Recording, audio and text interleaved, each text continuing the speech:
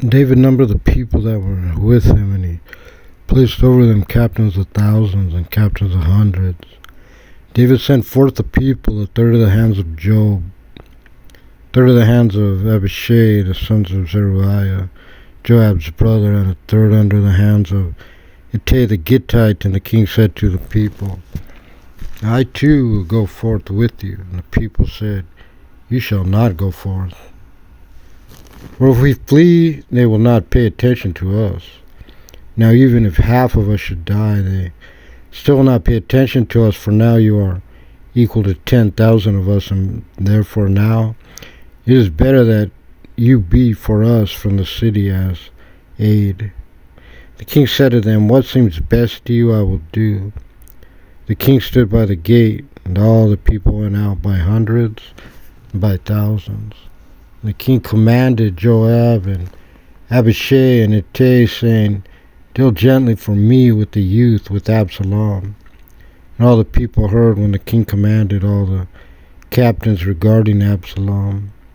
The people went out into the field against Israel, and the battle took place in the forest of Ephraim.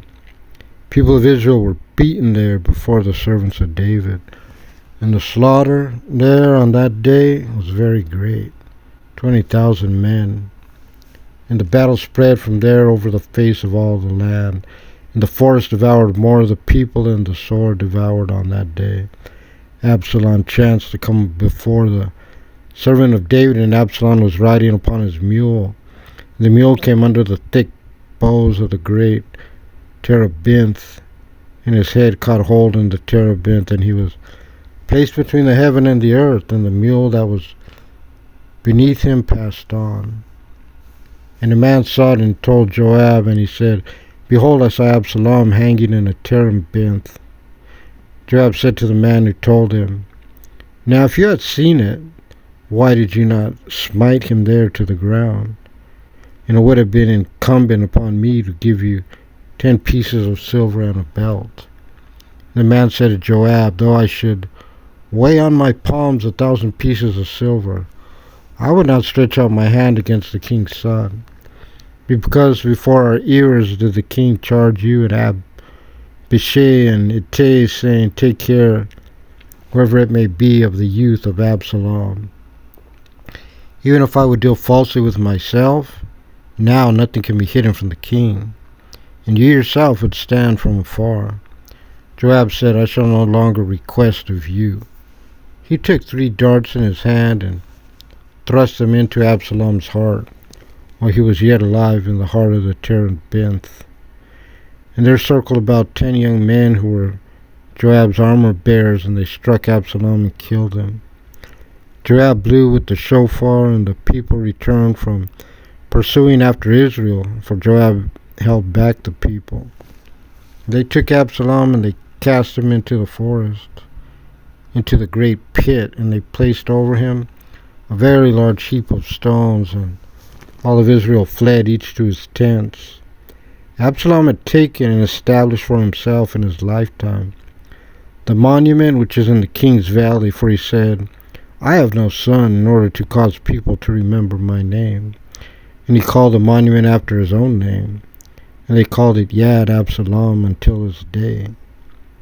And Ahimaaz the son of Zadok said, Let me now run and bring news to the king, that the Lord has avenged him from the hand of his enemies.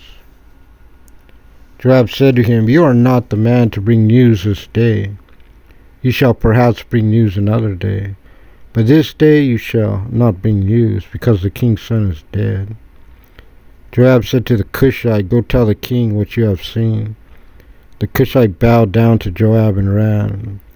Ahimaaz the son of Zadok continued again, said to Joab, Come what may, please allow me to run after the Cushite. Joab said, Why should you desire to run, my son, since there is no reward given for the news? But come what may, he said, I will run. And he said to him, Run. Ahimaaz ran by the way of the plain, and he went ahead of the Cushite. David sat between the 2 gates, and the watchman went up to the roof of the gate, to the wall, and he lifted up his eyes, and looked, and behold, there was a man running alone. The watchman called out, told the king. The king said, if he is alone, he has news to tell. And he came near and near. The watchman saw another man running. The watchman called to the gatekeepers, and he said, behold, there is a man running alone. And the king said, this one also brings news. Watchman said, I see the running of the first one is like the running of Ahimaaz, the son of Zadok. The king said, this is a good man. He surely comes with good news. Ahimaaz called and said to the king, peace. And he bowed down to the king on his face to the ground and said, blessed is the Lord your God, who has delivered up the men that raised up their hand against my lord the king. The king said, is there peace with the young man Absalom? Ahimaaz answered, I saw a great crowd when Joab sent the servant of the king and me your servant, but I did not know what it was. And the king said, turn aside and stand there. And he turned aside and stood. Behold, the Cushite came, and the Cushite said, let my lord the king receive the tidings that the Lord has avenged you today from all that rose up against you. The king said to the Cushite, is all well with the young man Absalom? The Cushite said, let the enemies of my lord the king all be like that young man, and so with all those that have risen against you for evil.